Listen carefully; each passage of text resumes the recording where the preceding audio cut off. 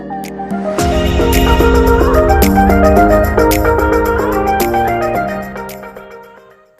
guys! Welcome back to my channel. Here's once again si Mission Wonderland and welcome to my cooking time.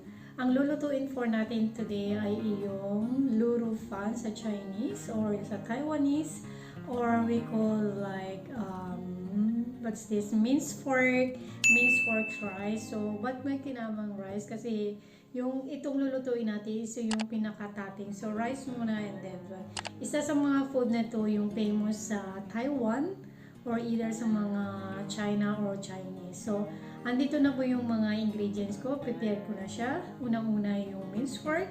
Meron ako dito cooking oil and then rice wine, 2 cups of water, and then yung oyster sauce, salt, then pepper, 2 tablespoons of sugar, and then yung garlic, and 1 big whole of onion. Then meron ako ditong boiled eggs, so yung magiging toppings natin.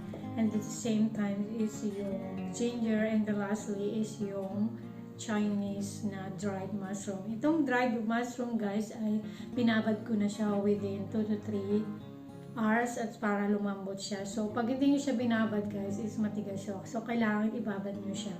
So let's start cooking this minced pork rice or luro fan in Chinese.